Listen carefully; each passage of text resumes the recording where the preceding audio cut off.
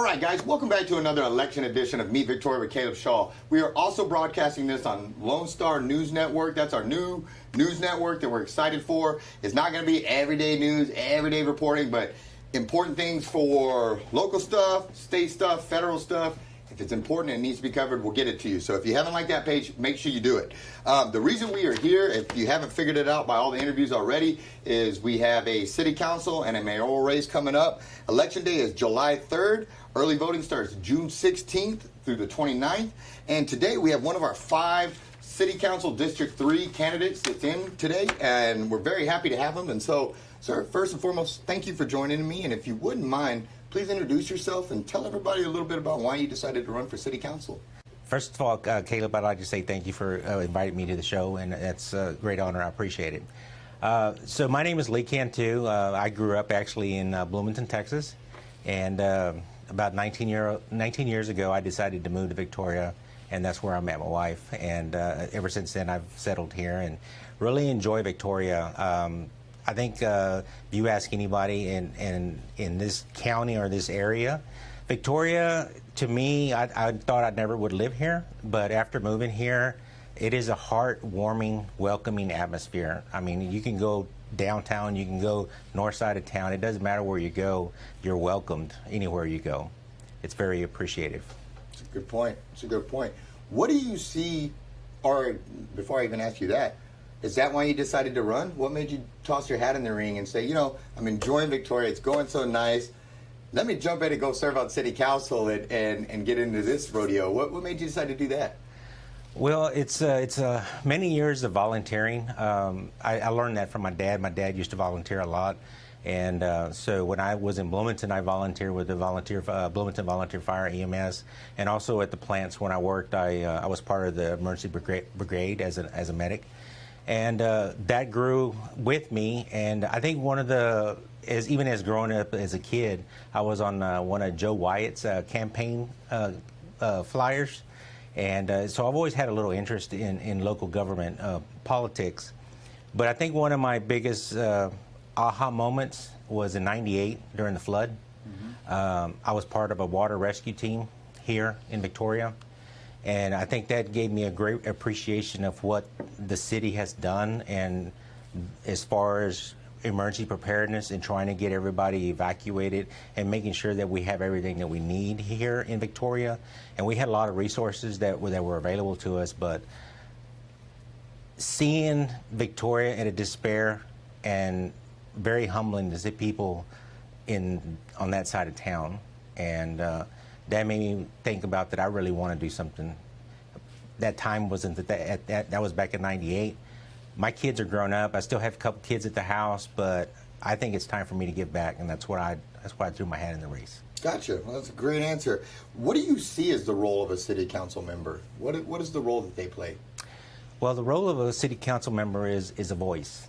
They each one has a vote, but the biggest role of a city council member is going out and finding out what the concerns are or the needs of the constituents. I look at the city council position almost as a county commissioner. The county commissioner goes out, drives the streets, and takes a look at the areas and who see what needs improvements. I think as a councilman, I should be the same way. If I don't know what's going on in my district, I'm clueless. If I'm not out there with boots on the ground talking to the neighbors in the district, then I don't know what's going on. I can't wait on the phone call. Mm-hmm. I feel that I need to be out there and be the voice for the folks. Gotcha. Now, on that, as a candidate, looking to run, do you have any priorities that you walk into office with if you win, or are you hoping to get in there and kind of see what's going on and then pick your priorities and what's important to you once you get there? Well, Caleb, I don't see myself as a politician. I can't make any promises, but I can make this promise. I will be committed, and I will be honest with the constituents of District 3. there's really not, there are some items that I would like to really pursue, and one is streets. That's always been an issue here. And I know some of the folks get upset about Mayoral, but the city had nothing to do with that. That is Good all old state. median. Yes. Yeah. And I'm not a big fan of that thing either, but yeah, but it's not. You're right. Right. And everybody's all mad at the city, and they didn't do it. And that's where I want to be, is not only a voice to vote, but a voice to people that they can understand that didn't have nothing to do with council. That actually had to do with state. And a lot of folks in Victoria don't understand that, and it's because it hadn't been communicated. Yeah, no, it's a great point. I know in city council, mayor, school board, etc., we don't run under the Republican or Democrat banner, because I think that the concept was, hey, these are your neighbors, these are your friends, look at them that way instead of what party they're under, which I can see the wisdom in. But that said, I also feel that Victoria is about a 65% conservative city, but I would argue that our school board, our city council, our EDC chamber, they're left-leaning. And I think that creates some of the friction sometimes it feels between like the government and the people, say, because like I said, we're 65% conservative, but I would argue that our boards aren't. And so they tend to vote differently than the community would as a whole sometimes. Where do you line up? And how you choose to answer this is on you. I'm not trying to get an RD out of you, but I just kind of want to know what your ideology is. Are you fiscally conservative? Are you more of a tax and spend type of person? Where do you line up on that spectrum? And what can voters kind of expect, for you to look at things? What's your ideology on things? All the years that I've ever voted and stuff like that, I always take a look at both sides. Yes, even I'm not a straight ticket voter. You have to evaluate what's going on. I just want to make sure that the folks know that I'm pro law enforcement, pro life. And that's where I stand. Roger that. Roger that. So a couple things in the news here lately. One is, a couple weeks ago, Governor Abbott, lifted the mask mandates. You don't have to wear masks anymore into the places. And then now you're starting to hear talks of, well, you should have to, businesses should require people to show their COVID vaccines and stuff. So kind of a two-part question. One, do you agree that it was time for the masks to come off, or do you think we should keep them on a little bit longer for safety, or is it individual choice? And then two, what are your thoughts on, I know they're kind of discussing it at the national level right now, but everything trickles down to local.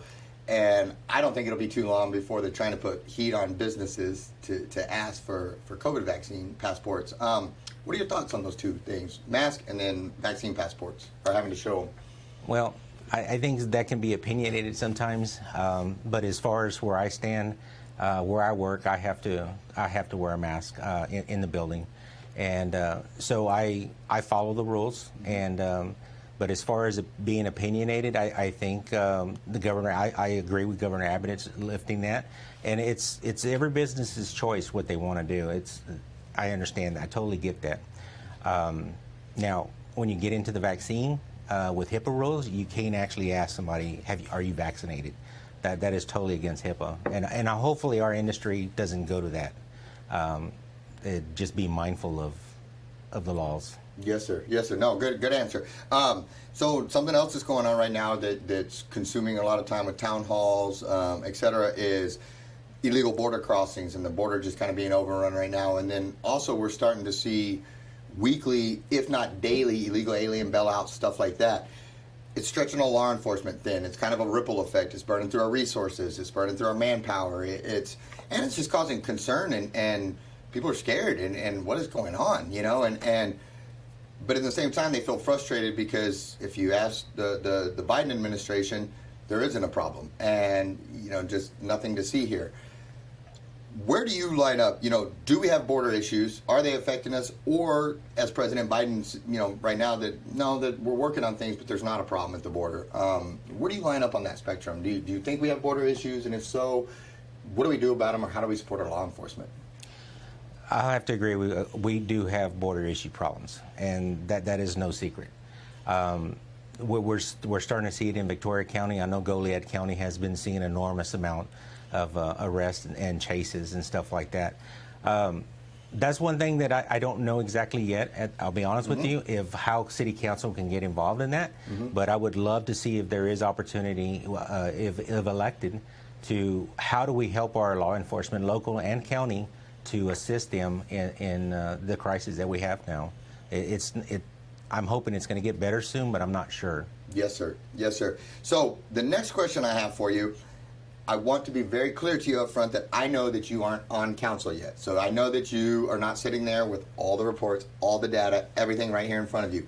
But from 30,000 feet, are there areas, in the city budget that you think that we might be able to trim down, or, areas of maybe pork or fraud, waste, abuse, things like that? Do you think that there's anywhere in that area, in that budget, that we could trim down to help taxpayers? Or, no, the city's doing a pretty good job with the budget, and I think they're good to go?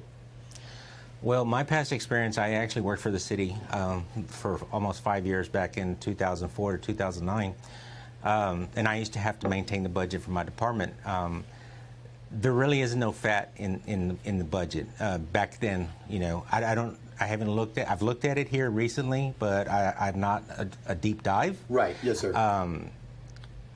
So my deal would be is if I was to become the next councilman of District 3 is to get involved into a deep dive into our financial budget and take a look at it and see if there is any opportunities. But I will say Gilbert Reyna, he's a physical conservative when it comes to finances. I've worked with him the times that I was there. Good to hear. Another big topic that everybody talks about is downtown revitalization.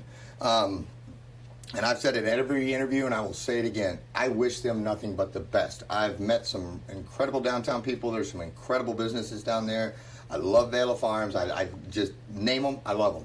But that said, I think they're private businesses, and they shouldn't be getting tax dollars to survive down there. And I feel like it gives the appearance of the optics of the good old boy, like what everybody thinks is gross about politics, and well, it's for the connected people. It's to me, the downtown Main Street program and kind of what's going on, it kind of, it's kind of a microcosm to that, or it looks like that optically to the public to me, because you see some of the most affluential property owners, some of the most well-off known property owners in this town connected, and they're on these boards, they're on these councils. Well, now they're getting tax dollars, and $10,000 just went to Facades and to two other, businesses. And while I'm glad to see them be able to make improvements and things like that, I don't think it's the responsibility of the rest of the city to fund in one neighborhood. I kind of have this feeling that what's good for one is good for all. If the city's going to get into the business of promoting neighborhoods, they need to promote every neighborhood, or they don't need to promote anybody. It's kind of the way I look at it. But there's different ideas out there and stuff. So where do you fall on downtown revitalization, and for, against, and then if for, do you think they should be getting tax dollars, or is that something that more, I'll shut up and let you answer that. How's that? Well, I'll have to agree with you on the point that if it's good for one, we all should be getting the same amount. I totally agree on that. Downtown revitalization, I'll be honest with you, there are some needs down there, and I don't know extensively what they are at this time, since I have not been able to be on council and review those opportunities, but I believe that the master plan does have some opportunities for revitalizing downtown. As far as the tax dollars, I totally agree with you that it should be distributed evenly. There shouldn't be no favoritism. Mm-hmm. Yes, sir. Good deal. Victoria Streets, you kind of mentioned those earlier. Why do you think, and since I moved here 12 years ago, 13 years ago, something like that, it's always been the streets. That's been the hot topic. And I know people are working on this. I know that millions of dollars are being spent on this. I know that. So what I'm about to say, I'm really not throwing rocks at the people doing this. It's a very sincere question.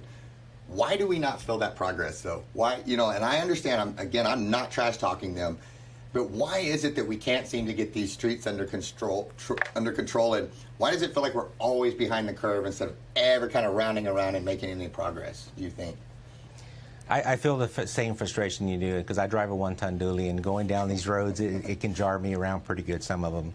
But one thing that I've recently found out, and I think it's a great opportunity, is the city has hired a third-party contractor to come out here and GPS, and so basically there's a car that rides around on each street, and it's got underground cameras and GPS, and it basically takes photos of all the cracks, any misalignments on the street and stuff like that, and they put this into a data system, and then the data system will tell you, okay, in this neighborhood, this Woodway Street came up, at a 95%. So that's going to be the priority that we need. So there's a priority list now that I don't know if the citizens are aware of that, but there is a priority list as far as getting streets repaired through this company now that we do have the data in place that we can actually figure out where the problem areas are. I know there's a lot of them. Mm-hmm. Well, in Victoria is weird because even the topography of my, I've owned 2 different homes since I've lived in Victoria, but I've watched, I went in one for 7-8 years and then 3 or 4 in the other one. But I've watched just, my backyard over time completely change shape and all of that. And, looking at properties for a living and walking in, you just see it everywhere and found it, shifting and with this extreme rain, then drought, then rain, then drought.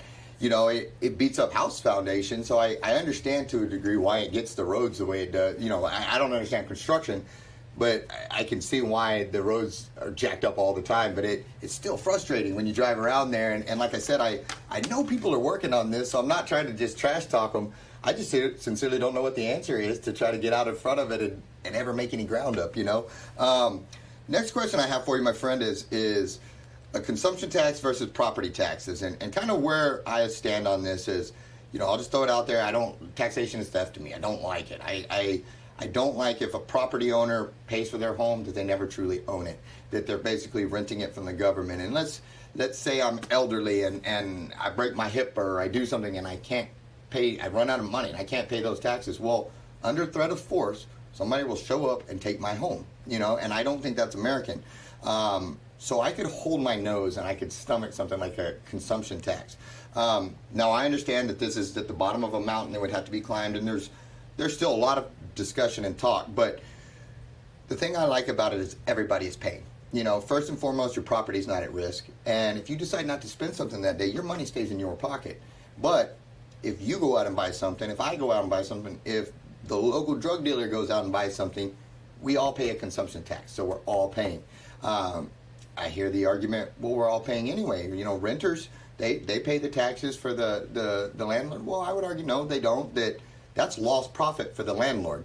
That landlord had to save that money to buy that house, to get this, to try to gain a profit, and now they're cutting into his profit to take taxes out. So I would argue that that's lost profit for a landlord, not a tenant paying taxes, but their cost of living is higher. So would you be open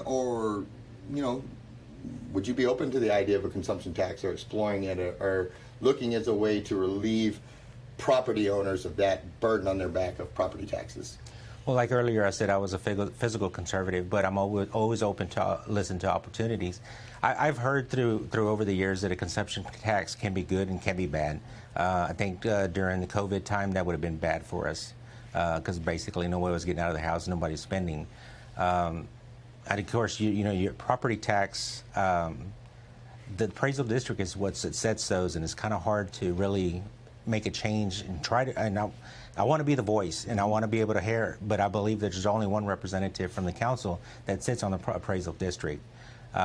So we do have some say, but it's not much. And I wish that we could have a wand to make it work and to where we could lower property taxes, but I'm not there yet. I'm not on the council.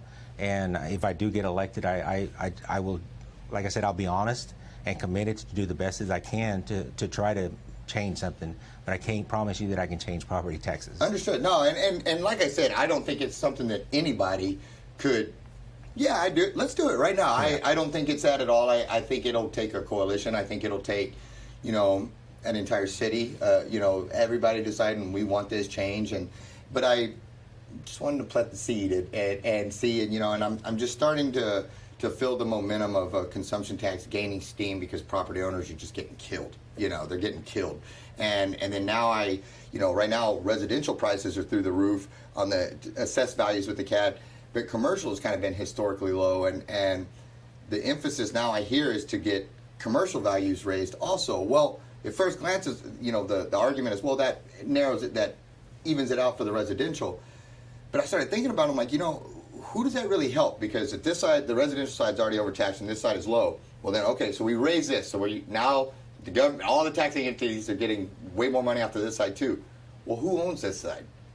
95% of them are on this side that you just killed on their personal homes, all this. Well, I'd argue 95% of your business owners on this side, that you just killed. Now you're going to raise them on this side, so it's bam, bam. Yeah. They get hit on the residential, they get hit on the commercial, and meanwhile, like you alluded to earlier, is our consumption is down, and everybody's about to get hammered. What do we do? You know, that's kind of, and I hear you. You know, resources start running low. You know, sales tax, the government's not taking in as much, but I also believe that if we're not taking in as much, I'm okay with the government not taking in as much, you know, because I always feel like there's always this, well, we can do with less, but the government never can. Well, why not? You know, why can't they? If we have to deal with less, why can they not run their business like the city like a business to where they live within their means and all these type of things instead of, well, that sucks, let's raise taxes, you know.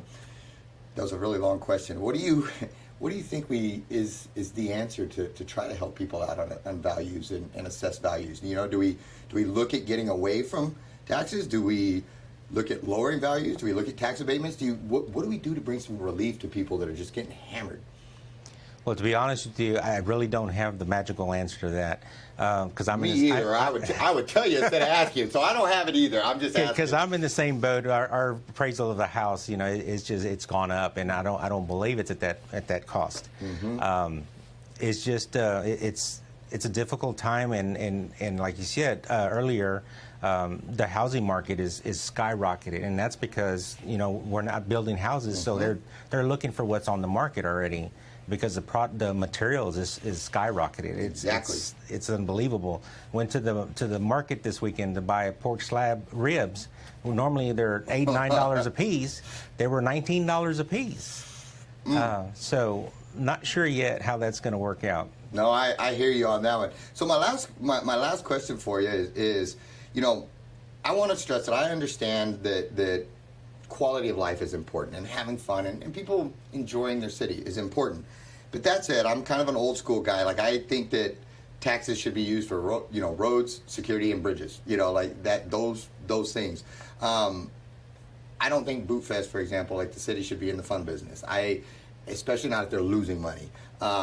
You know, we just had Memorial Day Bash, whatever it was, out here the other day, and I guarantee you they didn't lose money on that. You know, but the city loses money every year on Boot Fest. I don't like that. You know, I could stomach it if they were turning a profit, but they're losing money, and it's hard for me to watch them waste money on Boot Fest and then turn around and say, hey, so we need some more money when they're out throwing concerts with our tax dollars. You know, and again, I get the feel-good side, and it's not that I'm ungrateful that they want to do nice things for us. I get it. But that's also they're taking my money without me asking and then turning around and saying, well, we're giving you a concert, just be grateful for it. That's not your job to throw concerts, you know, in my humble opinion. It's to handle all the other stuff, the infrastructure, all that. What do you think on things like Boot Fest? You know, should we continue to do it, or should we maybe let the private market take over these things, but make it easy for them to come in, make it where these or I forget what they call it, but the people that throw the concert, promoters, where they want to come in and throw these concerts, where they want to come and do this stuff.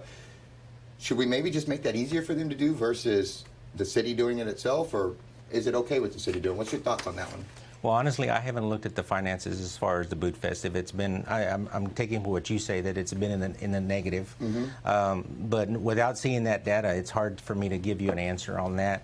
But I agree with you that the Memorial Day Bash, I'm pretty sure they made some money because it was all cash. They no credit cards, nothing like that. Mm-hmm. Everything was cash. But yeah, we would have to evaluate that. Like I said, honestly, I don't have the data to give you an answer on that. But if we're losing money, then the opportunity's there that we need to get promoters to do their own individual events. Yes, sir. Well, Mr. Cantu, I want to tell you thank you so much. You know, I know that it's never easy to run a campaign or do any of these type of things. It's an intrusion into your time. It's time away from your family that you have to spend. You have to come talk to all these knuckleheads like me and do all this kind of stuff. But I appreciate you and each and every one of the candidates that actually tosses your hat out in the ring. You know, I hold them accountable and I ask a lot of questions and all this, but I do sincerely respect everybody that runs, and even if we have differences of opinions and things like that, I do respect them and I do appreciate that they're out there. And so I thank you for running.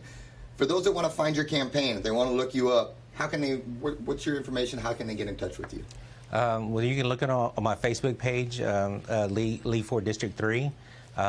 Or if you want to call me, if you're in District 3, my number's public. It's 361-550-1110. And I just want to say that I'm a worker. I work full time, and I'm a boots on the ground type of guy. I grew up in the industry, been working in the plant for 32 years. Running as a representative for council, I'm not a politician, so I can't make any promises. But what I can make a promise is that I'll be committed and I'll be honest to the folks in District 3. I think that's about all anybody can ask for, And so, once again, thank you so much, my friend. I sincerely appreciate it. And guys, thank you so much for tuning into these. They're a lot of work, but we like doing them. And once again, thank you to everybody that tosses their hat in the ring. You've gotten to see a good debate. You've gotten to see all these interviews. Make sure, even if you're not voting for them, you go up, shake their hand, tell them thank you, tell them you appreciate them, and become involved, guys. Stay involved and learn from these things and talk to them and be part of the solution and not just part of the trash talking. And so, on that note, Victoria, take care, and we will see you at the next one.